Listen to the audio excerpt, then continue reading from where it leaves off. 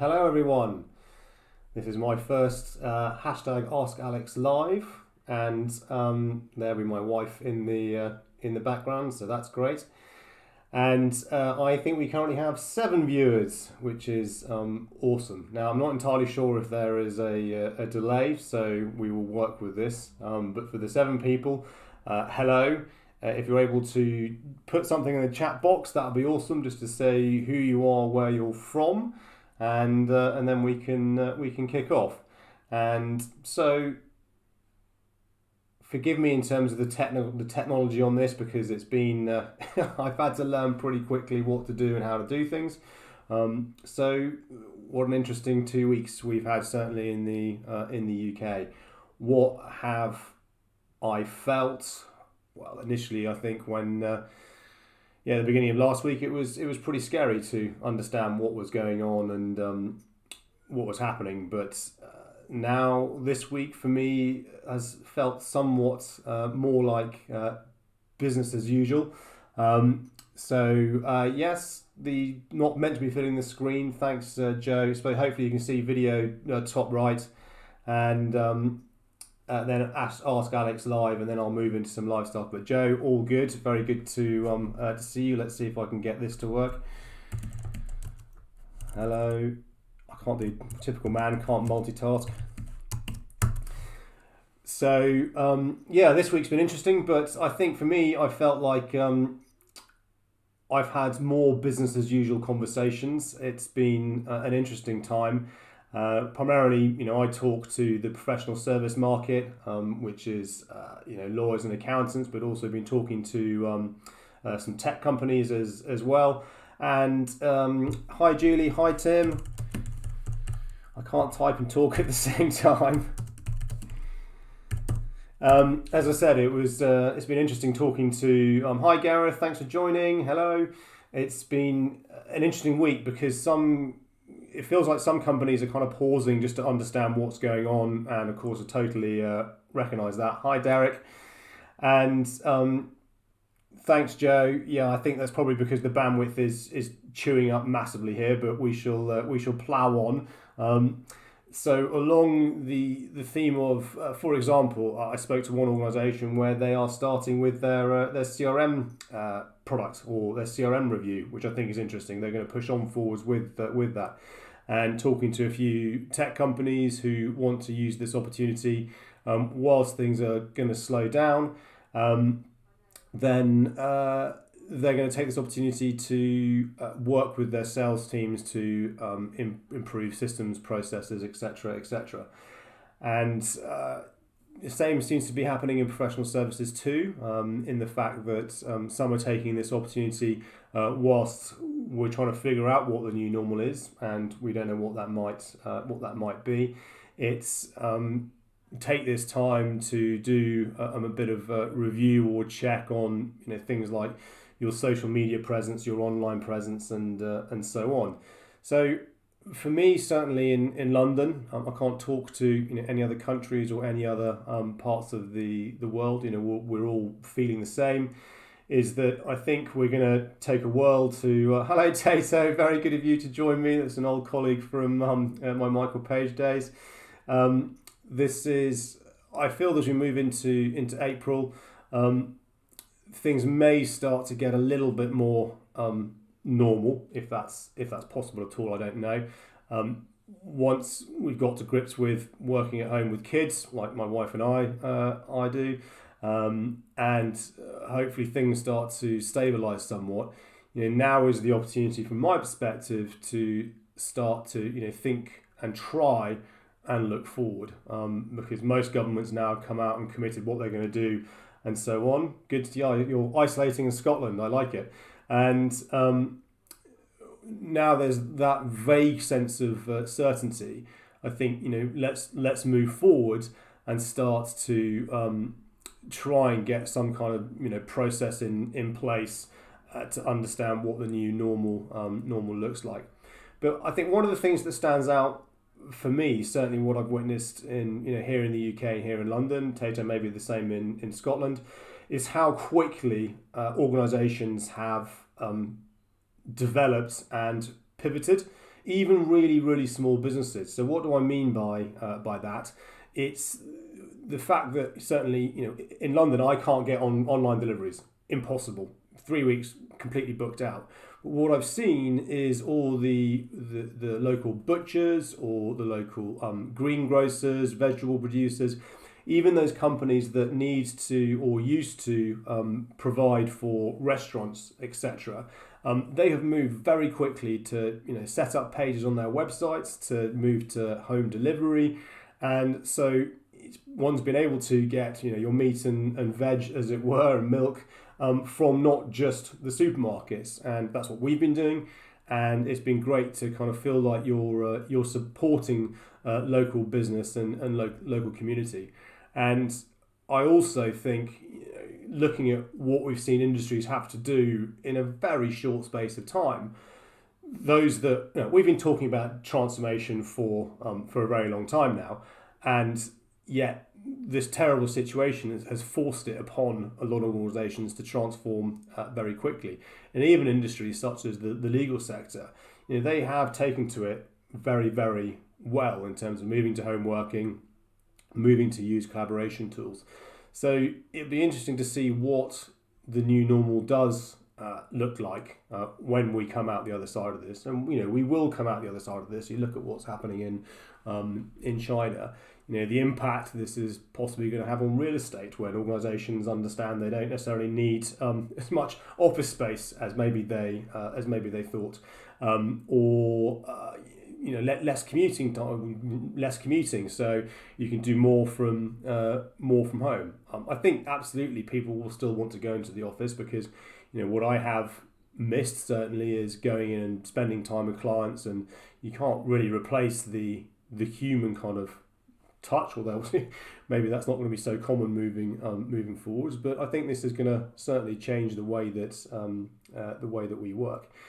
So I currently got 11 viewers. Thank you very much indeed. That's awesome. Not quite beating older body coach Joe, who was I think close to 1 million the other day. But anybody who is watching, and I appreciate there's obviously a 30-second delay, which is going to be interesting when I start to try and do some demos. I have been trialing this. I have tested it with a few links. But has anyone got any questions around LinkedIn, social selling, social media generally?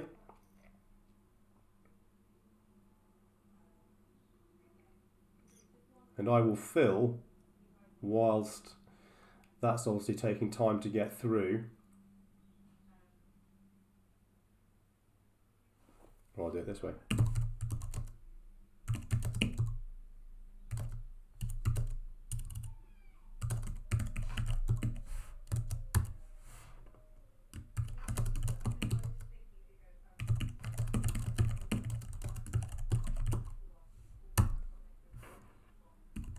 $11 amazing viewers. Thank you, Tato. Thank you very much for joining me, Alex. It's really great that you are supporting me on my first live broadcast, where I've been told I've got an excellent collection, and I've been told the stream health is healthy. So I'm not entirely sure why I'm getting that delay. But what I'll do, if you just bear with me, then you can see the amazing technology I have.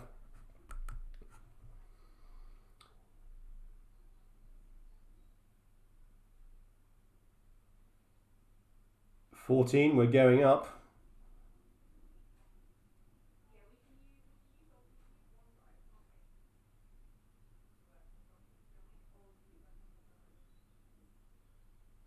Is there an appropriate tone of voice to use in the current climate on social?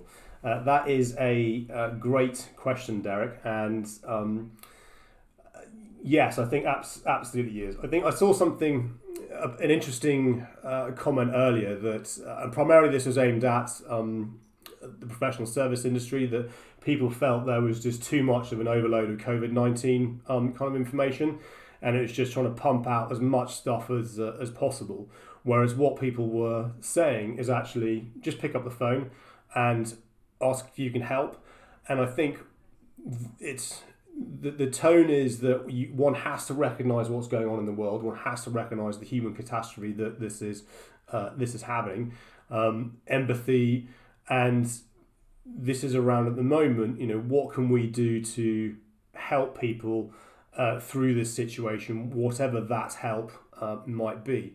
Then obviously, recognising that the world still has to turn, but the point is that actually your tone on social media, irrespective whether we're in the current situation at the moment or generally, reflects you as a person. So anything that you put out online does reflect you and your personality. Now, it could well be that is who you are, and the challenge with social media, as we all know, and the same with email and etc., is that print can be misinterpreted because you can't actually understand the tone, as it were, and you may say something or write something or hear something in your head and then put it down in writing, which you think is fine, but then it's read online and someone misinterprets that completely, which then can cause them to have a negative opinion of you, which is not the intention in the first place. So it's always been a fine balance. I think at the moment you have to be extra careful, and we've already seen some people being called out because they're just not thinking about their sales messaging, or they're just kind of put a glib "I hope the family's well" gone straight into pitch mode. But it's always been there, kind of be empathetic. And there was this interesting blog post which was shared by one of my colleagues, Tim, the other day, around the fact that we are having to humanize sales. And the author, and forgive me, I can't remember their name, but the author was saying, is this how far we've got in sales, or how far away we have moved from sales? The fact that we're actually having to kind of make sales more human, and which is kind of an interesting concept, because sales is, I know people say it is relationship driven, and going back to my days with Alex McGregor, who's watching live from Scotland, taught me a lot in my recruitment days way back when, around how to build rapport over phone, how to get that 30-second elevator pitch done so that you can continue the conversation. And the same remains true today, that your tone is who you are. So yes, be honest and be truthful to yourself, but just be cognizant that anything you put out there can impact the way that you are perceived, as it were, and that's across any social media platform. LinkedIn is probably more business related than Facebook, but I think what has been interesting that I've seen is that this is forcing people into digital, if you will, and forcing people into online. But I've seen a lot more content on LinkedIn that probably 4 weeks ago the Facebook police would be out there saying, oh, this isn't for LinkedIn, you shouldn't be posting pictures of what you're doing at home, etc. Well, now we're all being forced into this situation, and I think that means that we can get to know each other a lot more. And speaking to my wife, she works for one of the big four consulting firms. She was saying to me that she's worked with her colleagues for well over a year now, and what she hadn't necessarily realised, and this was actually true of me based on a workshop I ran recently, she didn't really know her colleagues. She knew her colleagues in the fact that you go to work and that's what you do, but now she actually knows all her colleagues because people are sharing, well, obviously they're at home, but bringing their kids into the video chats, or introducing their partners or their pets. And I believe that can build a much stronger internal business relationship when you actually understand where your people are from and who they really are. And building on that, we ran our first virtual session with one of our law firm clients this week, 21 lawyers on Zoom. It was great fun.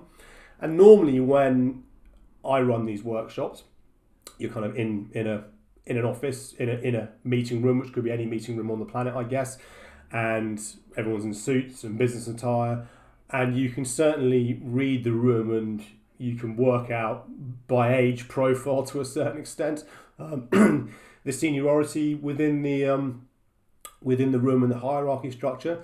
And what was really good about this session is that I just had a bunch of icons on my screen and people in different clothes, different backgrounds, different settings, and it was a real leveler because I couldn't tell who was the partner or the associate or the senior associate or anyone in between.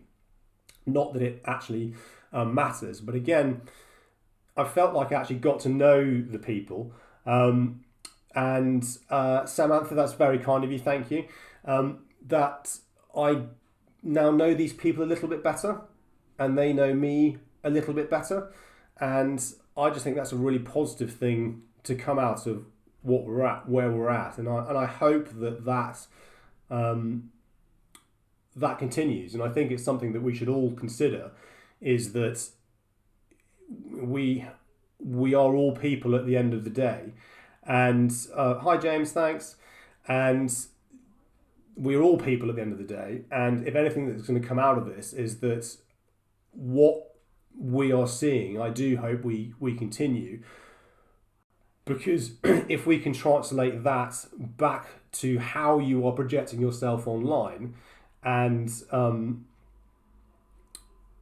we can blend this kind of the business and the personal in a cogent way, I think that's a really positive things.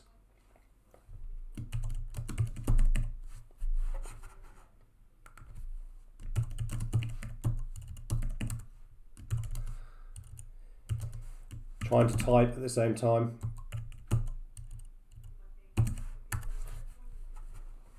Now, what I can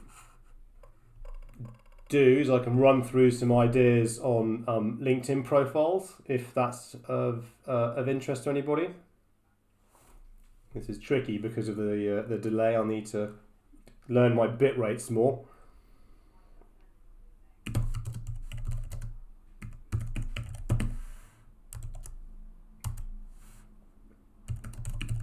Or happy for me.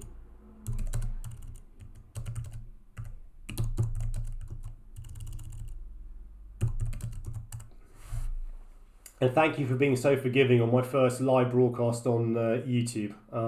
I appreciate, obviously, there may be a delay between what I'm typing and what I'm saying. Hi, Holly.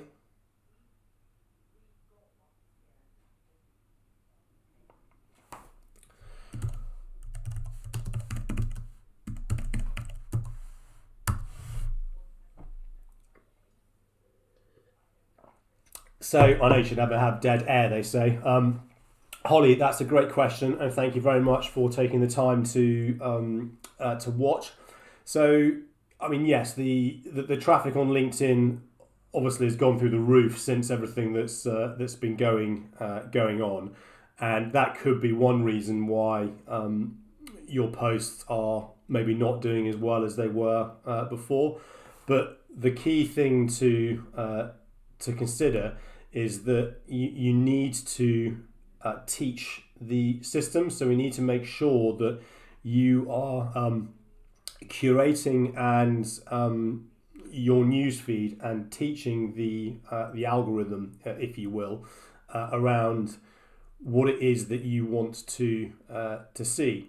So one of the first things that you can do is you can go into your LinkedIn feed and any post, so anywhere that you see. So let's say this one. Let's say that Howard, for whatever reason, I was no longer interested in seeing his posts.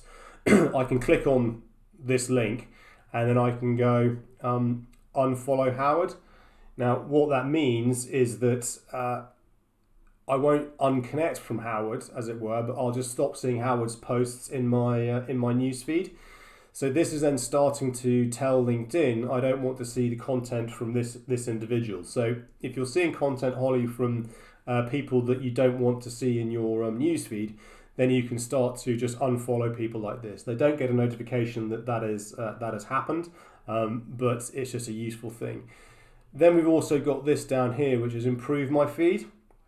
So improve my feed is a really useful tool. So if we click on this opens up another page, and this will be based on your current behavior. So this will start to suggest organizations or hashtags for you to follow. So it's worth keeping an eye on this, because let's say I'm interested in content marketing, I can then follow that. And then what that's telling LinkedIn is that I'm interested in content related to this hashtag. So by doing that, that's starting to tell LinkedIn that I want to see more of this content in my newsfeed. So it's worth keeping an eye on this, and start sort of curating the people and the hashtags that you want to follow. And then sticking with the theme of hashtags, the other thing to do is search for hashtags that are of interest to you. So if we do hashtag, let's just do that one that I can type. So let's say content strategy. Then I click on content strategy, and I'm already following this hashtag, and we can see there are 1.1 million followers on this hashtag. So what this then starts to do is start to help you understand who's talking about anything to do with content strategy. And again, the same principle applies. Let's say that Neil was somebody that I was interested in talking to, or I want to get Neil's attention. I can then just simply like his post, and what that's done, A, that's flagged to Neil that I'm here, but B, that has then sort of taught the system that I want to see more of Neil's content. And again, this then starts to bring you into the right areas of LinkedIn that you want to have conversations with, but will also start to then bring people into your newsfeed based on the type of content that you are interested in. And of course, the other key thing here is we can see what Neil's done, is making sure that you are adding the hashtags related to your posts or related to the industries that you want to kind of move into. Because if Neil hadn't added these hashtags, so for example, content strategy, because that's what we're following, his post would never have been pulled into this newsfeed. So again, it's a really useful way to start to move your posts into kind of the new, we talk about fish where the fish are. So think of each hashtag, if you will, as a pond. And then by doing that, you are moving your content, which is your fish bait, if you will, into those particular ponds. But what you have to remember is that your feed is constantly moving. And over time, if the algorithm notes that you're not engaging with any content, it will start to remove that from your newsfeed. And the same goes for your posts. In terms of your posts in other people's news feeds, if they over time don't hover, don't like, comment, engage, then the system, unfortunately for all of us, will make an active decision that the user does not find that content interesting, and will not find that content interesting, and therefore remove it from the news feeds. And this is the same of corporate pages. So what I mean by that, if I go to, I don't know, just choose any corporate, let's go to Google's page, Google.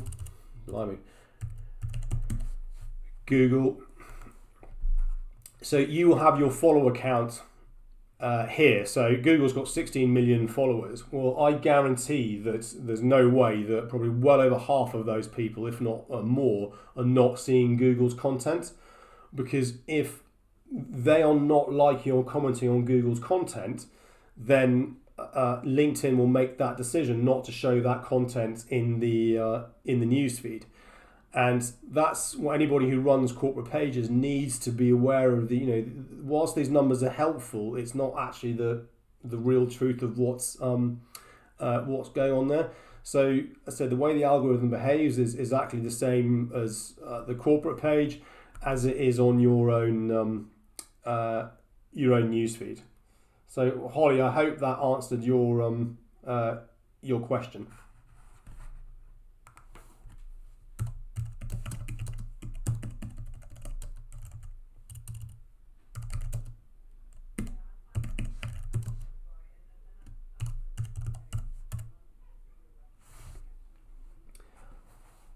Still got 12 viewers, which is awesome. James had to disappear, not a problem at all, James. We're almost half an hour in. I'm happy to keep going. If anyone's got any other questions, as I said, this is my first live chat, but I will continue to do these because I think it's something that I need to learn. I need to learn about more around how it works. And I'm not sure if the delay has got any better or any worse.